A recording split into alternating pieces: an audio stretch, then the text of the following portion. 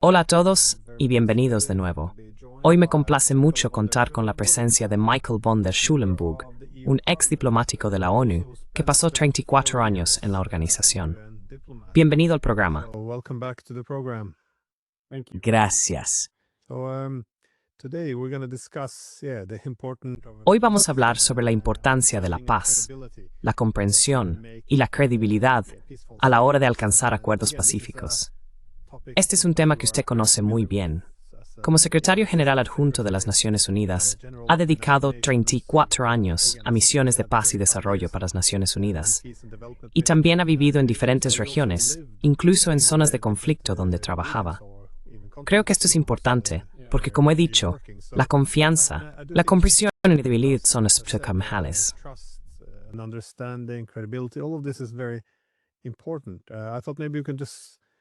Pensé que podríamos empezar de manera un poco más general sobre este tema y luego centrarnos más en acontecimientos actuales, como Alaska, y cómo se está desarrollando esto. Pero ¿crees que este es uno de los grandes retos de nuestra época? La falta de confianza y comprensión. Creo que este es el desafío de nuestro tiempo. Creo que no hay confianza entre la gente en Estados Unidos. No hay confianza entre los ciudadanos de la Unión Europea. No hay confianza en lo que hacen los políticos. Quiero decir, no hay confianza en las élites políticas. No hay confianza entre Rusia y los demás, ni confianza en ellos, y así sucesivamente. Todas estas cosas, ¿sabes? Si negocias en una guerra, no debes olvidar que estás tratando con dos partes que, fuera de la sala de reuniones, en realidad se están matando entre sí.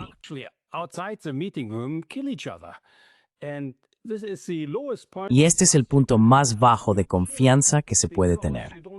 Matas porque no confías en el otro, porque piensas que el otro te hará daño, y por lo tanto tienes que matar a esta persona o a estas personas. Así que la confianza es algo muy importante. Si siempre estamos tan impacientes con las conversaciones de Estambul y cosas así, no lo puedo entender. Quiero decir, la guerra más grande en la que estuve involucrado fue la guerra entre Irán e Irak. Y le llevó al secretario general de entonces, Pérez de Cuéllar, que aún era un verdadero secretario general de la ONU. Lamentablemente, eso ya no lo tenemos. Ir y venir constantemente.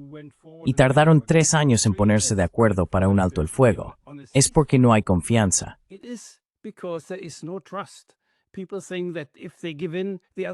La gente piensa que si cede ante la otra parte, no solo se trata de lo que negocian, sino también de si lo que negocian será respetado posteriormente por la otra parte. Ese es casi un tema más importante. Sabes, cuando miras el inicio de Trump hablando con los rusos, creo que lo hizo muy bien al principio. Les ofreció reconocer al Kremlin, reconocer que no debería haber OTAN y todo lo demás. No se llevó a cabo porque Putin no podía confiar en que Trump cumpliría con esto. Así es como es. De lo contrario, creo que habríamos tenido paz hace mucho tiempo. No podía confiar. Y la razón por la que no podía confiar en Trump fue en gran parte por los europeos, que al mismo tiempo decían, oh, solo esperaremos 3 años y medio hasta que Trump se haya ido.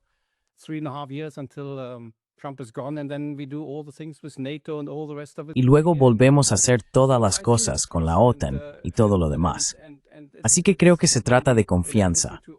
Y cuando escucho a todos estos académicos, a menudo se pierde, porque por supuesto, cuando te sientas en la mesa, sientes las cosas de manera diferente cuando hablas con la gente.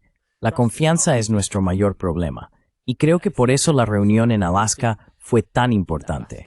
Fue un ejercicio típico de construcción de confianza. Eso es lo que haces cuando quieres crear confianza entre las personas. Al final, una persona tiene que confiar en la otra. Un presidente tiene que confiar en el otro presidente, y así sucesivamente. Y por eso, creo que esta reunión fue extremadamente exitosa.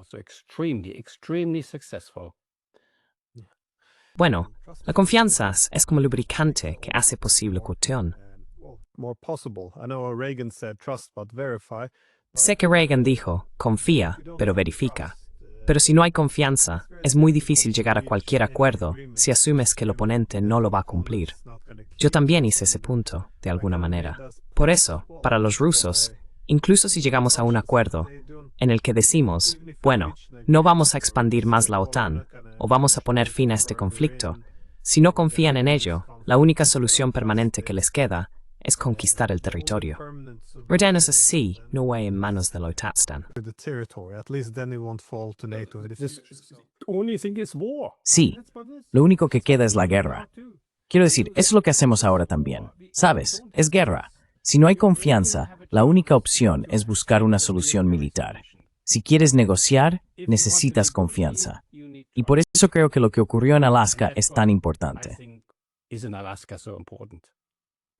Sí, porque esa falta de confianza va en ambas direcciones. Siento que ya no hay confianza de los europeos hacia los rusos. Es decir, incluso cuando la guerra se está perdiendo o ya se ha perdido, sigue habiendo una preferencia por continuar, aunque sepamos que no podemos ganar. Es bastante notable. Pero también quiero centrarme en la parte del entendimiento, porque para mí esto es una de las cosas más sorprendentes, la falta de comprensión de nuestros oponentes. Porque ya no escucho debates sobre nuestros adversarios. ¿Qué les preocupa a nuestros adversarios? ¿Cuáles son sus intereses de seguridad? No siento que tengamos ya estos debates. Durante la Guerra Fría, sí lo sabía. Es decir, ¿de qué se preocupan los soviéticos? ¿Cómo persiguen estos objetivos? Pero hoy en día, nunca oigo a nadie hablar sobre qué le preocupa a China, a Rusia o a Irán.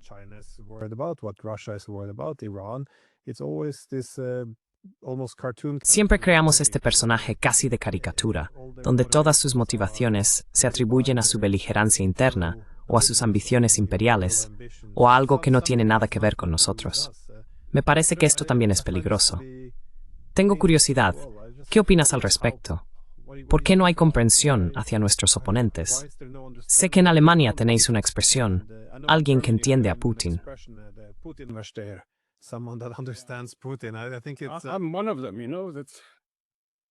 Yo soy uno de ellos, ¿sabes? No estoy seguro de entenderlo, pero intento comprenderlo. Verás, Glenn, la cuestión es que hoy en día hay una ausencia de diplomacia. Quiero decir, ni siquiera tuvimos esto durante la Guerra Fría. Diría que probablemente hoy estamos en una situación más peligrosa, también por el desarrollo de sistemas de armas, que durante la Guerra Fría, porque ya no tenemos diplomacia.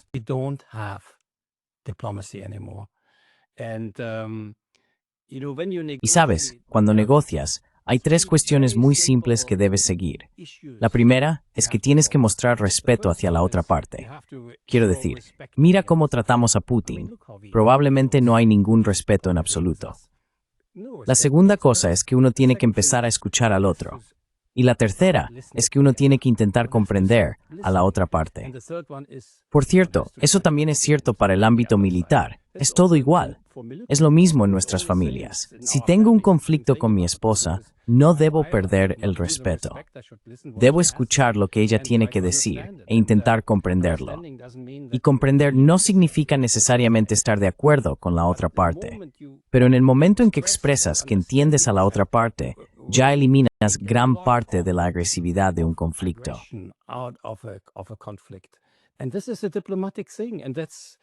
Y esto es una cuestión diplomática. Y en realidad son reglas muy sencillas, pero muy difíciles de seguir cuando se está en guerra. Pero ya no las seguimos, y eso hace que la situación sea extremadamente difícil. Creo que hoy estamos en una situación más peligrosa, incluso comparada con la Guerra Fría. Y quería volver a este punto porque creo que es uno de los logros de esta reunión. Pero bueno, lo dejo en vuestras manos. No, también me gustaría pasar a eso. Pero a menudo señalo que esto es también una prueba de propaganda para ver cómo, en términos de nuestra capacidad a los oponentes. Es decir, ¿eres capaz de formular la posición del otro lado?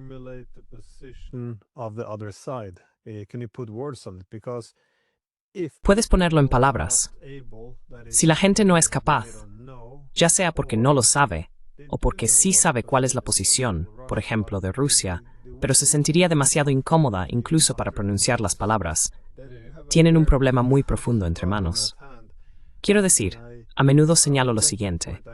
Puedo entender que, si yo estuviera asesorando a Irán, pensaría que conseguir armas nucleares ahora es el mejor enfoque. Creo que sería una idea horrible para mí, pero puedo entender por qué sienten que necesitan un elemento disuasorio. Puedo ver, en el caso de Rusia, por qué están siguiendo las políticas que siguen.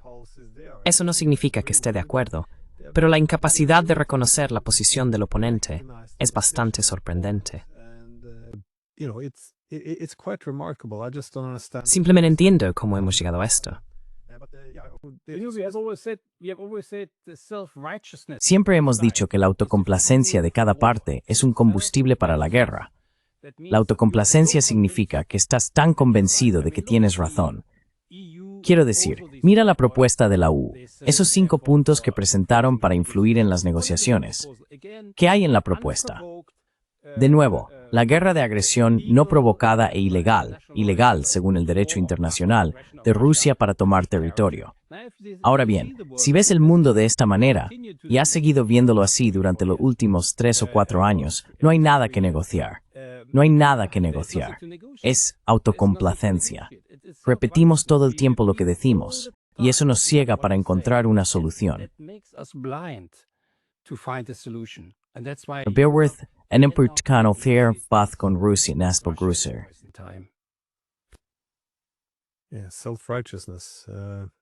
Sí, autosuficiencia moral. Creo que es un buen punto. Eso también explica por qué hemos acabado en esta situación en la que los europeos exigen poder participar en las negociaciones, lo cual parece razonable, dado que se trata de una guerra europea. Pero, por otro lado, no quieren hablar con los rusos. Así que Pero las exigencias planteadas por la UE, es decir, reparaciones masivas de entre 500.000 millones y $1 billón, que Rusia tenga que ceder todos los territorios y aceptar la entrada de Ucrania en la OTAN, son bastante extraordinarias, teniendo en cuenta que los rusos están ganando. Y aún así, la UE exige su capitulación. Entonces, ¿esto también es autosuficiencia moral? ¿O cómo lo ves tú? Sí, la autosuficiencia moral te ciega. Quiero decir, es increíble lo que ocurre en Europa. Increíble. Pero creo que la reunión de Alaska mostrará los límites de Europa. Europa está en una posición muy difícil después de esto. Así que, si no te importa, quiero decir algo sobre la reunión, porque acabo de mirar las noticias y no hay mucho, y hay algo importante, creo que fue en el New York Times, diciendo que no se llegó a ningún acuerdo. ¿Qué es esto? Creo que esta misión es un éxito enorme, y creo que todos deberíamos estar contentos. Creo que la reunión de Alaska cambia las reglas del juego. Si es histórica o no, no lo sé. Eso necesita más tiempo, pero cambia las reglas del juego.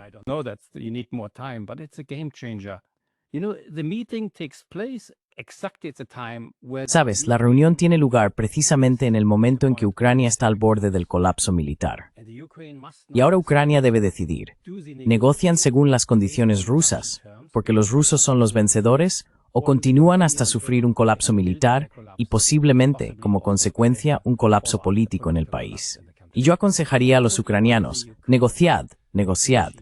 No confiéis en los europeos en vuestras negociaciones. Deberíais seguir a los rusos y a los estadounidenses en estas negociaciones. No tenéis alternativa. Si queréis salvar a Ucrania como un Estado independiente y funcional, tenéis que hacerlo muy rápido. Y no estoy seguro de que estén preparados para ello.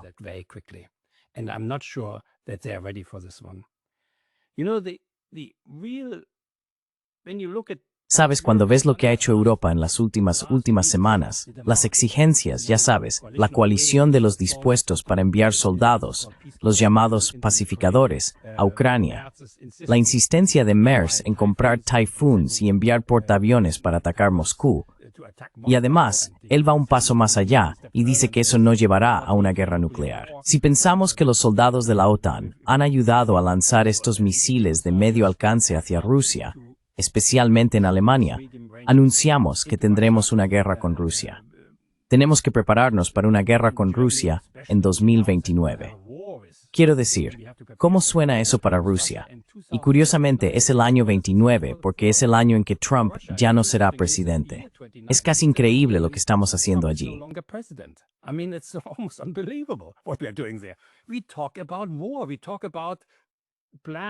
Hablamos de guerra. Hablamos de planes para tomar Kaliningrado como venganza, porque es un enclave que sería fácil de conquistar militarmente. Quiero decir, es increíble. Es territorio ruso. Y decimos que detendremos la flota fantasma de Rusia en aguas internacionales. Quiero decir, todos estos son actos de guerra por parte de países de la OTAN. Y creer que Rusia no respondería con fuerza, incluida la fuerza nuclear contra ellos, es simplemente una locura. Y esto es lo que queremos hacer. Ahora, la gran ventaja de la reunión de Alaska es que esto ya no ocurrirá. Europa ahora está sola. Es muy claro. Estados Unidos no apoyará este tipo de aventurerismo para cambiar el rumbo de esta guerra y evitar que la pierda.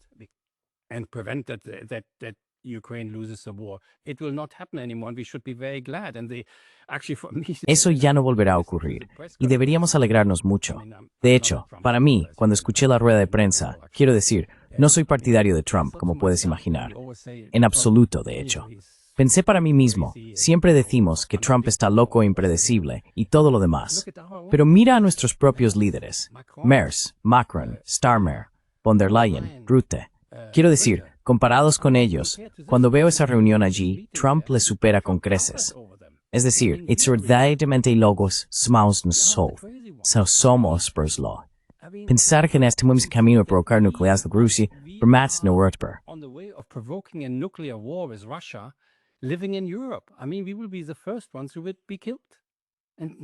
Quiero decir, seremos los primeros en ser asesinados.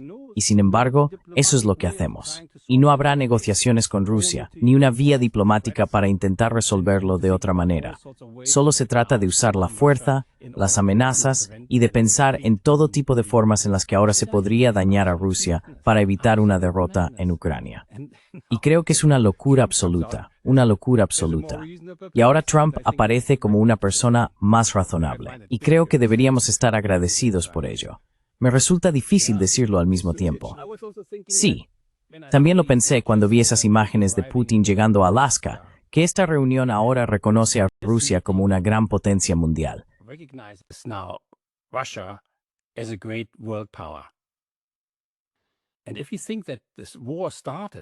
Y si piensas que esta guerra comenzó intentando empujar a Rusia a convertirse, en el mejor de los casos, en una potencia regional, sacarla del mapa geopolítico, cortando su acceso al Mar Negro, incorporando países como Georgia, Ucrania y Moldavia a la OTAN, y así sucesivamente, para rodearla por completo, ha tenido exactamente el efecto contrario. Y lo que está ocurriendo ahora en Alaska es básicamente un reconocimiento de los resultados de esta guerra. Rusia la ha ganado. Ahora Rusia será el país fuerte. La Unión Europea, que pensaba que podía utilizar una guerra para unirse y convertir a Europa en una gran potencia que rivalizara con China y Estados Unidos, porque ese es realmente el plan de von der Leyen, y esta gente ha fracasado. Quiero decir, no me sorprendería que en los próximos 2 años la Unión Europea se tambalee. Quiero decir, al menos se romperá en algún punto. No desaparecerá, pero de alguna manera se quebrará debido a nuestras políticas en la guerra con Rusia. Y el otro perdedor es, por supuesto, Ucrania. Así que lo que realmente hizo Trump fue recibir al ganador de esta guerra. Eso es lo que normalmente se hace.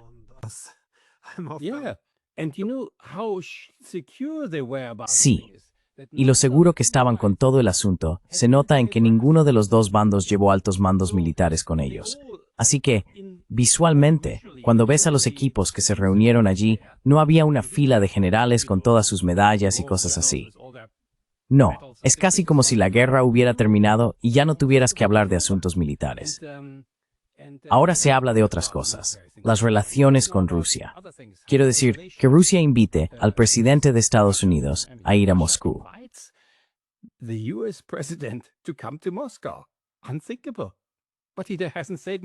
Inconcebible, pero no ha dicho que no. Así que creo que las relaciones con Rusia serán muy importantes.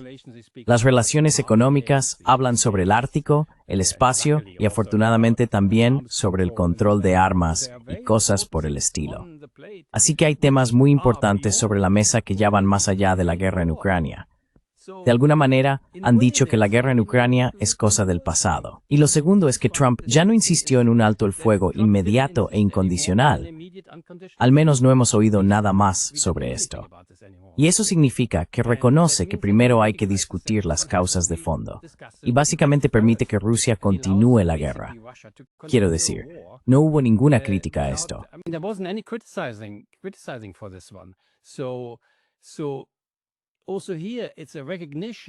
También aquí es un reconocimiento de que las realidades ahora son diferentes. Ahora son diferentes. Probablemente tienen o no tienen, no lo sé. No han dicho nada sobre si realmente tienen algunos parámetros para cómo terminar la guerra o cuáles son. Pero seguramente no se trata de un alto el fuego incondicional, un alto el fuego inmediato e incondicional. Así que creo que reconocen que Rusia tiene una reivindicación de que Ucrania debe seguir siendo un país neutral. Tienen una reivindicación para proteger a la población rusa. Tienen una reivindicación para tener acceso al Mar Negro. Esto es un reconocimiento y Putin debería irse. Y luego, la tercera cosa, que creo que es el resultado, es que sabemos que Estados Unidos ahora se retirará de la guerra de Ucrania, al menos militarmente.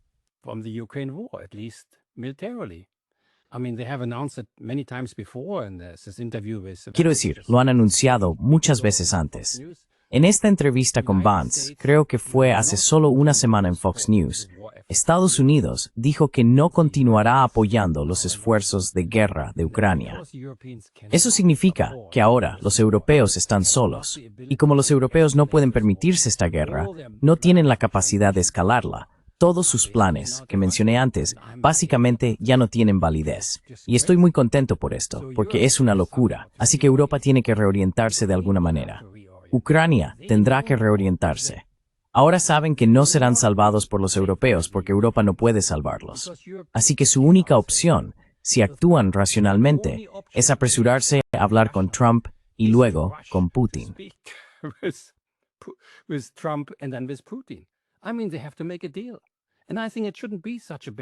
Quiero decir, tienen que llegar a un acuerdo. Y creo que no debería ser algo tan complicado. Es decir, los territorios que Rusia reclama fueron anexados a Ucrania solo en 1922. La península de Crimea solo en 1954. Quiere decir, Ucrania perfectamente podría sobrevivir sin esos territorios. Incluso podría hacer que el país fuera más coherente, porque enfatizaría más que Ucrania es Ucrania, y no simplemente, ya sabes, Rusia con algunos dialectos locales de ucraniano. No, Ucrania podría, quiero decir, Kiev siempre seguiría siendo una gran capital europea, Odessa siempre seguiría siendo un gran puerto. Tendrán a Leópolis mirando hacia la Unión Europea y a Kharkov mirando hacia Rusia. Quiero decir, sigue siendo un país muy grande.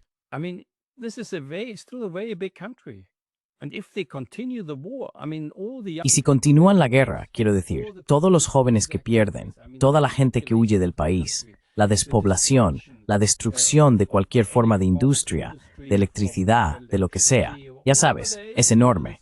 Quiero decir, si continúan la guerra, no sobrevivirán como país. Y ya sabes, incluso existe el riesgo de que pierdan Odessa. Porque lo racional para Rusia es, por supuesto, si no llegan a un acuerdo, tomar Odessa, porque entonces realmente habrán decapitado a Ucrania. Y deberían evitarlo, y nosotros deberíamos ayudarles a poner fin a esto. Europa no lo hace porque dice, oh, tenéis que continuar la guerra, porque si no es una paz injusta. Pero en realidad, lo que estamos haciendo es destruir Ucrania. Este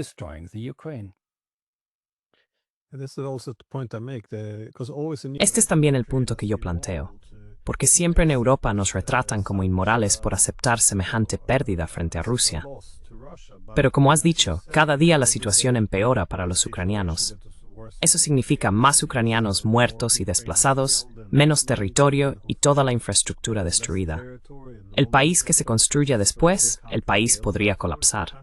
Para mucha gente, esto era bastante previsible.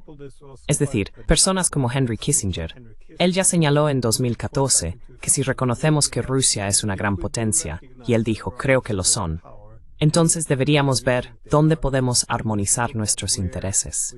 Porque si vas a enfrentarte a ellos en todo, bueno, al menos, en mi opinión, acabas en una situación en la que el ganador se lo lleva todo.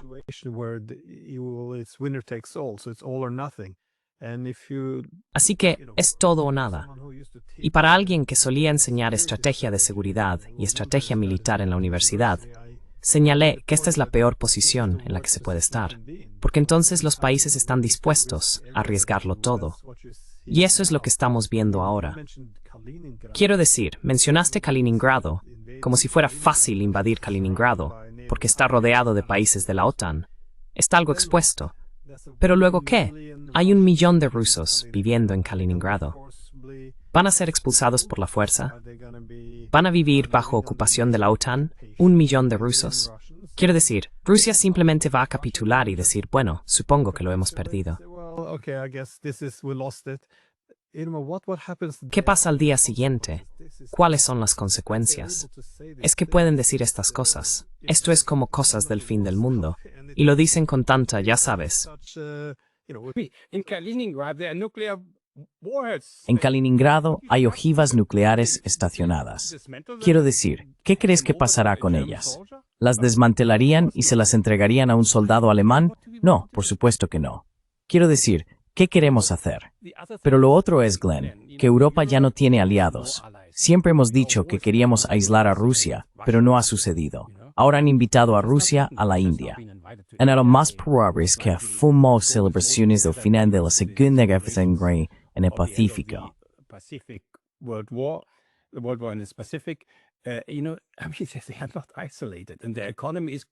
Sabes, quiero decir, no están aislados y su economía en realidad va sorprendentemente bien, y la nuestra no. Así que quiero decir, Europa actúa en contra de sus propios intereses. ¿Por qué los alemanes no se subieron al carro cuando Trump empezó a hablar con los rusos? Habría sido el momento de reconocer que seguimos una política equivocada, que necesitamos llevarnos bien con Rusia. Necesitamos llevarnos bien con China. Mira a von der Leyen, qué arrogante se comportó en Pekín. Quiero decir, ¿qué es la Unión Europea? Muy pronto, la Unión Europea representará solo el 4,5% de la población mundial, y su PIB, según Pricewaterhouse, caerá al 9% de la producción global.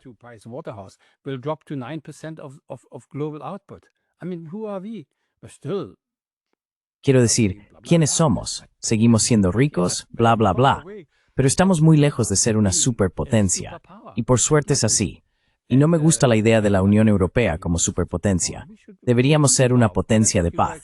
Para eso fuimos creados. Así que creo que esto lo cambia todo. Alaska. Alaska lo cambia todo. Y ha evitado que esta guerra derive en una guerra nuclear. Ha aceptado las realidades de la guerra. Cuando quieres hacer la paz, siempre tienes que aceptar primero las realidades. No puedes cambiar nada si no aceptas las realidades. Y la guerra ha creado realidades. Realidades que no esperábamos. No esperábamos que Rusia perdiera la guerra.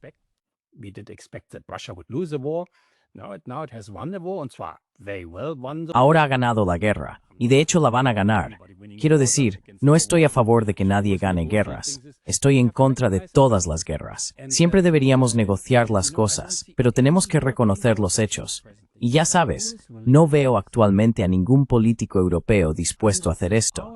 Quiero decir, es nuestra supervivencia física, por la amenaza de antagonizar a una potencia nuclear, pero también nuestra supervivencia económica. Quiero decir, nos estamos rompiendo como nación comercial, la Unión Europea. Hemos cortado nuestras relaciones con Rusia, Asia Central y China y los grandes países. Quiero decir, ¿cómo podemos hacer algo así? Al mismo tiempo, recibimos aranceles de Trump por el otro lado.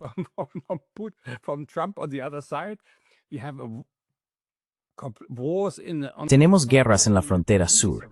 Quiero decir, estamos completamente rodeados de acciones hostiles y contribuimos a empeorar la situación. ¿Qué crees que ocurre cuando realmente aumentamos nuestros presupuestos militares al 5%?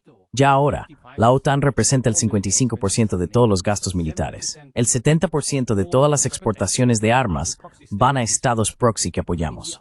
Es decir, somos un monstruo militar. Y ahora queremos aumentarlo al 5%. Si alguna vez sucede, no creo ocurra, eso significaría que siendo solo 10% de la población mundial, controlaríamos el 75% de todos los gastos medios del mundo. ¿Esto es seguridad? No es seguridad.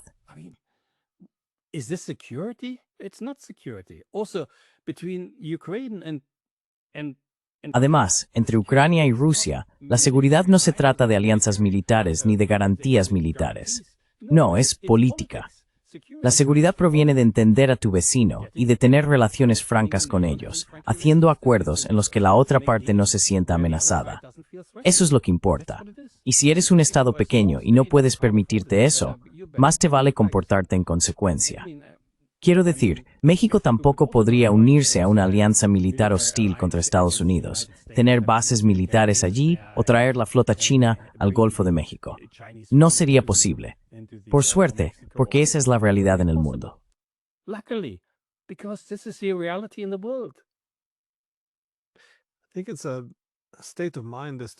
Creo que también es un estado mental el problema que tenemos en Europa.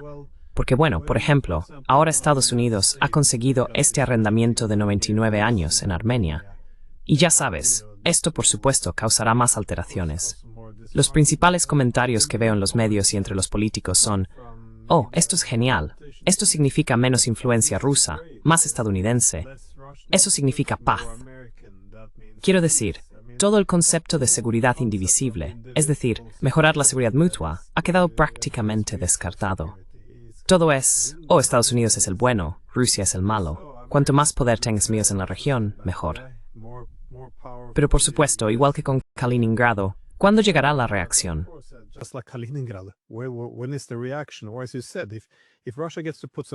O como dijiste, si Rusia logra colocar algunos misiles y bases militares en México, eso no siempre se traduce en más seguridad, porque los estadounidenses responderían de manera muy similar a como lo están haciendo ahora los rusos.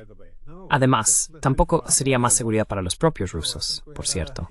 No, definitivamente no. Y para nosotros tampoco. No, creo que eso ya lo vivimos con Cuba.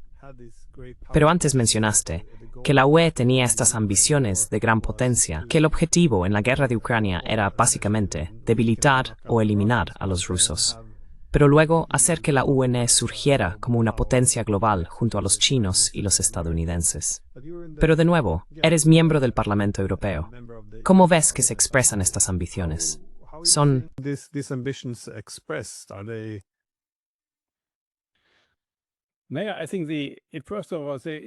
Creo que ante todo, la Unión Europea probablemente ha adoptado la postura más firme respecto a la guerra de Ucrania.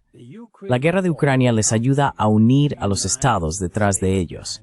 Y si miras incluso el último memorando, que no fue de la Unión Europea, pero incluye a todos los países europeos, quiero decir, incluso Eslovaquia lo firmó, ¿sabes? Quiero decir, hay mucha presión para mantener estas cosas unidas. Y luego, por supuesto, está este movimiento hacia la militarización de la Unión Europea. En mi opinión, esta militarización no está contemplada en ninguno de los tratados que tenemos. Von der Leyen asume poderes que no le han sido otorgados por Europa, por ninguno de estos tratados, pero lo hacen igualmente.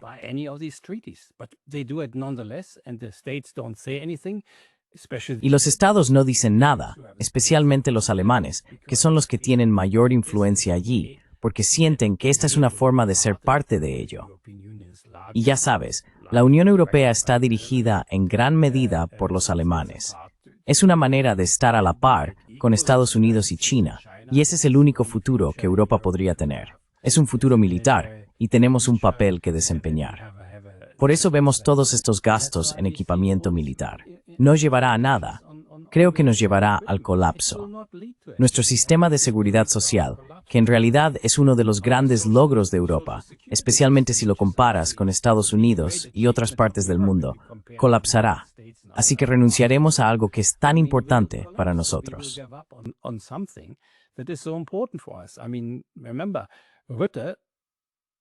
Quiero decir, recordad, Ritter, ya sabéis, el hombre de papá y cosas así, también nos ha dicho que si no renunciamos a este costoso, como él lo llamó, sistema de seguridad social médica, más nos vale aprender ruso, dijo. Quiero decir, ¿os lo podéis imaginar? Tenemos líderes que están absolutamente locos. Absolutamente locos. No sé ni qué decir al respecto. No deberían tener permitido gestionar ni un puesto de limonada, pero en cambio están liderando el mayor bloque militar del mundo. Es muy interesante que ahora, en Estados Unidos, que siempre consideramos el Estado más agresivo, el Estado menos sofisticado políticamente, los europeos siempre miraban por encima del hombro a Estados Unidos.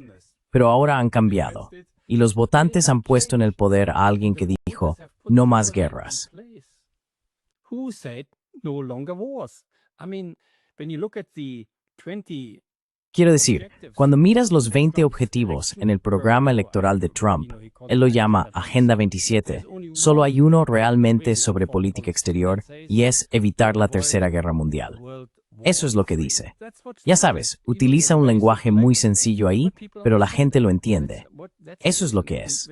Y si Trump va ahora a Alaska, lo hace en contra de las élites políticas y militares estadounidenses, muy claramente. La élite de Washington, en su gran mayoría, no lo quiere. Los senadores no lo quieren, y así sucesivamente. Solo puede hacerlo porque ha sido elegido como un presidente anti-establishment, si se mantiene firme. Porque aquí también existe un gran riesgo, que la confianza se rompa de alguna manera. Pero esta es una oportunidad, y nosotros no la tenemos. Mira las elecciones alemanas. This is a chance, and we don't have it. Look at the German elections. I mean, we are out of the Wagenknecht as a peace party. Quiero decir, estamos fuera de... Wagenknecht es un partido pacifista. Ni siquiera ha alcanzado el 5%. Ya sabes, todos los partidos que ahora están en el Parlamento alemán, de una forma u otra, apoyan las guerras, el rearme y todas esas cosas. Incluso el partido Die Linke dice que la democracia se defiende en la frontera con Rusia. Quiero decir, este tipo de cosas es increíble y es un desarrollo sorprendente y es una señal del declive de Europa. Es un declive enorme, enorme. También lo vemos a nivel intelectual. Quiero decir, apenas podemos, ya sabes, el control sobre lo que puedes decir y lo que no. Me resulta muy difícil publicar algo o decir algo en público. Todo está tan controlado ahora. Todas estas cosas, como las sanciones contra individuos por parte de la UE, supuestamente por difundir propaganda rusa.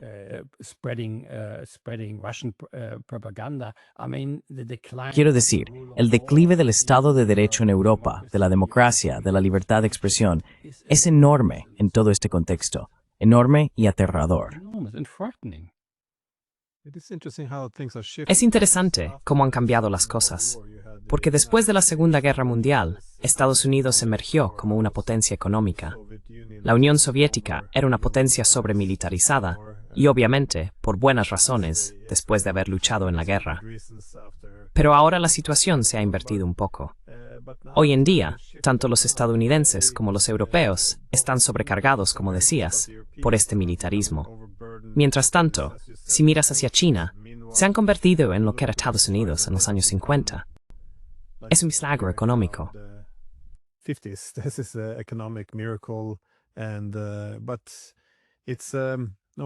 Pero como has dicho, el problema con este militarismo excesivo es que, como se ve en Europa, tenemos un declive económico, crecientes problemas sociales y el propio Estado de Derecho y la democracia están en retroceso. Incluso la libertad de expresión, como mencionaste, ya no se puede hablar abiertamente. Bueno, no sobre todo, pero especialmente en cuestiones de política exterior y seguridad. Existen las verdades oficiales del gobierno y luego está todo lo demás, que casi se considera una declaración traidora.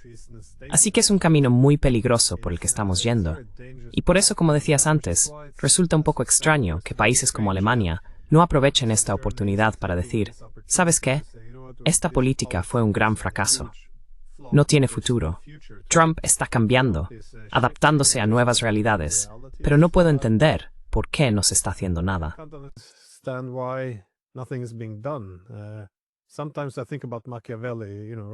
A veces pienso en Maquiavelo, ya sabes, que escribió hace como 500 años. Los hombres ven el mundo como desearían que fuera, y luego son destruidos. Así que esencialmente, se trata de negarse a ver la realidad tal como es. Pero Alemania también, la transformación en los últimos años ha sido bastante extraordinaria. Creo que la mayoría de los europeos miraban a Alemania como el país que lo tenía todo resuelto. Iba a ser un actor pacífico, un milagro económico. Todo parecía estar organizado.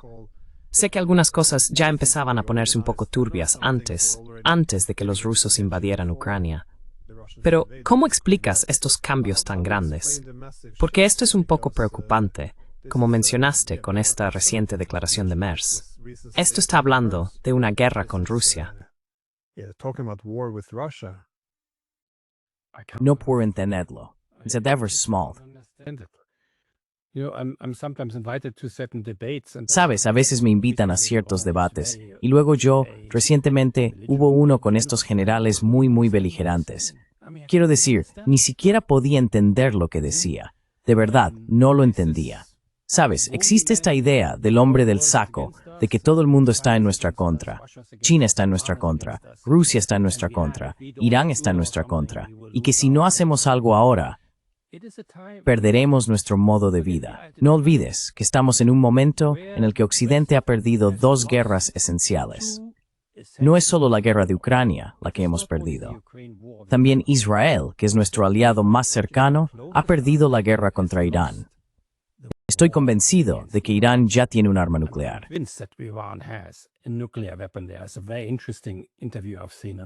Es una entrevista muy interesante que vi con un especialista de Estados Unidos. Para ellos es muy fácil hacerlo, y tendrán que hacerlo, porque deben esperar que Israel ataque de nuevo.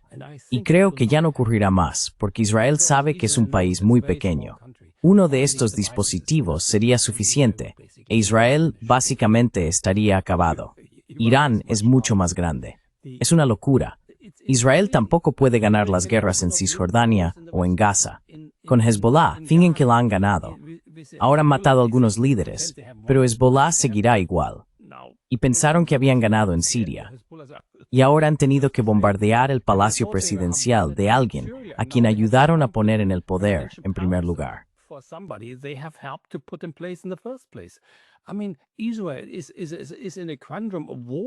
Quiero decir, Israel está rodeado de guerras y de todas estas situaciones. No pueden salir de ello. Y el adversario más fuerte, al menos según su perspectiva, podría ahora tener una bomba nuclear. Es decir, curiosamente, el príncipe saudí ha llamado 2 veces a Irán para expresar solidaridad. Pakistán ha ofrecido a Irán una bomba nuclear. No nos damos cuenta de en qué situación está el mundo, que este tipo de cosas que hacemos no podrán continuar. Quiero decir, estos países también existen. Representan el 90% de la población mundial. 90%. ¿Quiénes somos nosotros? Cuando los niños van a nuestras escuelas, ven un mapa del mundo con Europa en el centro. Y Europa parece mucho más grande de lo que es en realidad, porque está colocada en el centro.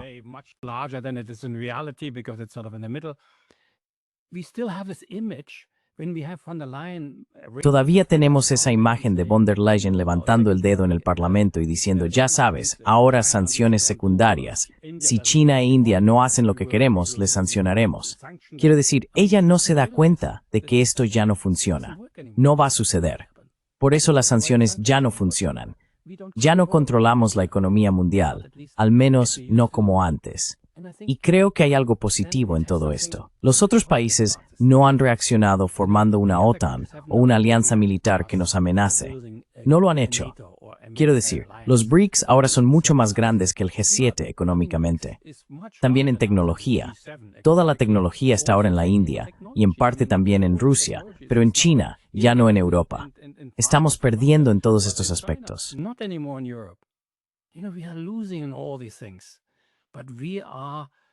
Pero ahora estamos destinando cada vez más dinero a la guerra, a la OTAN, a todo este tipo de cosas, en lugar de ir por ahí diciendo, escuchen, tenemos que encontrar una nueva forma de convivir y vamos a ser una parte constructiva en todo esto.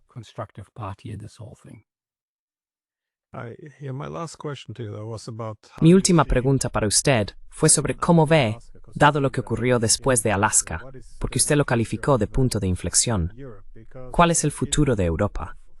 Porque cuando observo el objetivo de tener este momento unipolar o una hegemonía colectiva de Occidente, siempre señalo que la crítica clave en los años 90 era que esto sería inevitablemente una construcción temporal, porque resultaría muy costosa. Con el tiempo, nos agotaríamos, nos endeudaríamos, nemsrelahimidethrum disminuiría, y ese es ogrested mood mi rassic y bras colectiva contra nosotros. Tomemos tu a sucedido. begin to collectively balance us. Now you see this having happened. I mean, the Americans are now $37 trillion. Quiero decir, los estadounidenses tienen ahora una deuda de 37 billones de dólares. Esto se está manifestando en forma de problemas socioeconómicos, con polarización política, una falta de legitimidad de los medios y los políticos, todos los problemas que vemos ahora. Pero además, el resto del mundo está participando en este equilibrio colectivo, porque no quieren verse oprimidos para mantener este sistema hegemónico. Y cuanto más intenta la hegemonía imponerse, más comienza el sistema internacional a equilibrarse.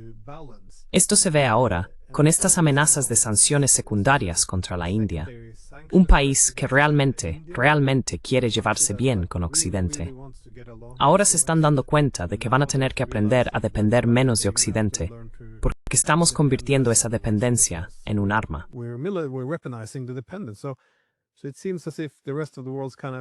Parece que el resto del mundo está perdiendo la fe en Europa.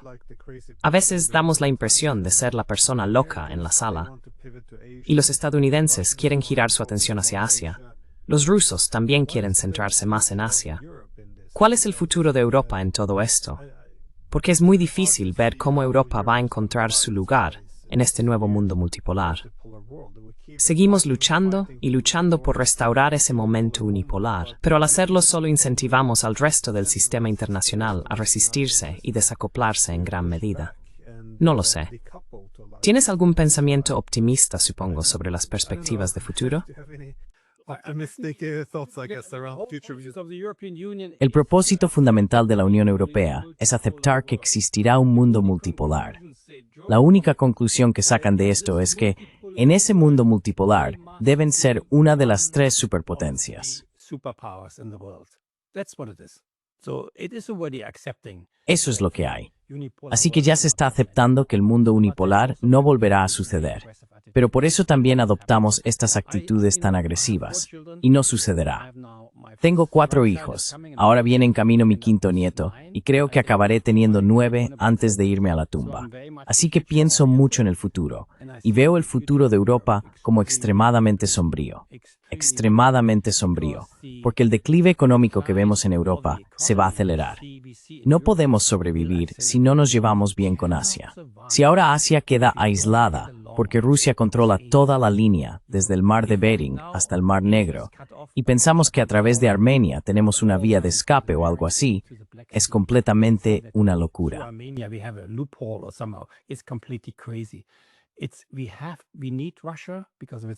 Necesitamos a Rusia por sus materias primas, por la energía y también por el comercio. Necesitamos acceso a Asia Central, necesitamos acceso a la India y necesitamos el puente terrestre hacia China. Y sin embargo hacemos todo lo posible para bloquear esto. Quiero decir, no lo sé. Es decir, estoy escribiendo un folleto sobre la Carta de la ONU porque creo que la Carta de la ONU, y soy una gran defensora de la Carta de la ONU, también porque he estado en tantos países en guerra. Y ya sabes, tienes este pequeño folleto prácticamente bajo la almohada, porque si no tuvieras no tendrías ningún sistema de valores al que adherirte, ninguna razón por la que deban existir negociaciones, por la que debamos tener paz.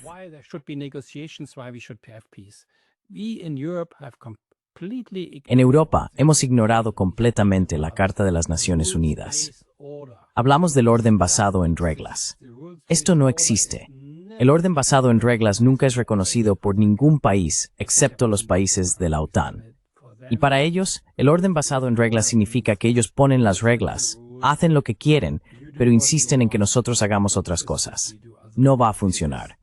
Tenemos que volver a la Carta de las Naciones Unidas, que cuenta con un gran apoyo. Es decir, si miras los documentos fundacionales de los BRICS, la Carta de la ONU está en primer lugar, la no injerencia en los asuntos internos de otros estados. Así que quiero decir, todos estos principios de la Carta de la ONU, ¿dónde los encontramos en Occidente?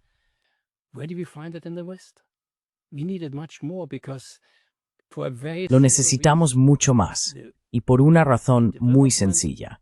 El desarrollo de los sistemas militares y la rapidez con la que ahora pueden desplegarse ya no permiten que las guerras sean una solución para los conflictos políticos. Así que tenemos que volver a la carta, que dice que debemos negociar nuestros conflictos y probar todo, tribunales internacionales, cualquier medio, pero todas las medidas de construcción de la paz para prevenir la guerra. Seguiremos teniendo conflictos entre estados, pero no deberíamos dejar que desemboquen en guerra. Así que será un folleto, y también lo haré en inglés. So it will be a booklet, and I will also do it in English. Estoy deseando ver eso. Y bueno, de nuevo, este es el problema, creo, ahora, para los europeos. Nos estamos aislando del resto del mundo, no solo de Rusia y China, sino ahora también, al parecer, de la India, o al menos cada vez más. África también. Quiero decir, mirad lo que ocurre en África. Esto provoca una dependencia excesiva de Estados Unidos, hasta el punto de que ya resulta apropiado hablar de Europa como un vasallo. Pero los estadounidenses ni siquiera quieren estar aquí, quieren ir a Asia. Así que es una posición horrible en la que encontrarse. No puedo entender la estrategia que hay detrás. Por eso me asusta un poco cuando hablo con miembros del Parlamento Europeo, que tampoco lo entienden.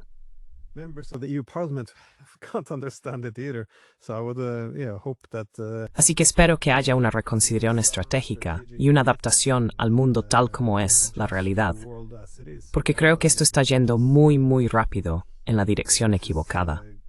Pero de verdad espero que tengas razón y que este Alaska sea un punto de inflexión. Let me just say, the UN Parliament, I find Permíteme decir que, en mi opinión, el Parlamento de la UE me resulta muy difícil. Es un parlamento extremadamente belicista. Y ahora he creado, junto con algunos amigos, un grupo de trabajo por la paz. Y aunque parezca mentira, no existía ningún grupo de trabajo, de todos los que tienen, dedicado a la paz en los últimos 8 años en el Parlamento Europeo. Al parecer, la paz no es un tema que les preocupe. Además, no conseguimos la aprobación, así que tenemos que llamarlo Grupo de Trabajo Informal por la Paz, o como sea.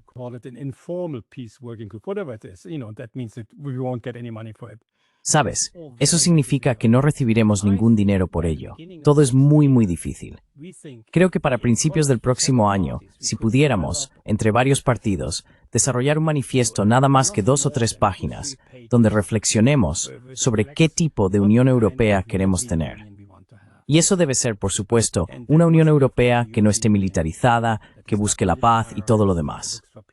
Y quizá te pida que me ayudes a redactar este maldito documento, porque tiene que ser muy directo. Y yo podría, por supuesto, siendo miembro del Parlamento, presentar esto en el Parlamento como un documento del Parlamento. Es la única fuerza que tengo. Y tenemos que cambiar. No ha llegado el momento para que ellos piensen de manera diferente. Pero con Alastair nos acercamos mucho más a la idea de que tiene que haber una reconsideración también en el Parlamento Europeo. Así que intentemos ver si podemos influir en esto.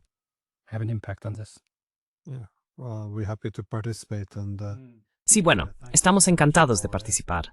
Muchas gracias por compartir sus opiniones sobre esta cumbre tan importante. Creo que demasiadas personas la han descartado, porque no trajo la paz de inmediato, pero pienso que será un proceso muy largo. Aún así, creo que este ha sido un comienzo muy importante. Así que, de nuevo, gracias. Te veré la próxima vez en los Países Bajos. Sí. De hecho, puede que pase por allí muy pronto. Y mándame tu dirección de correo electrónico, y entonces lo haré. Sí, de acuerdo. Okay. Muchas gracias. Gracias.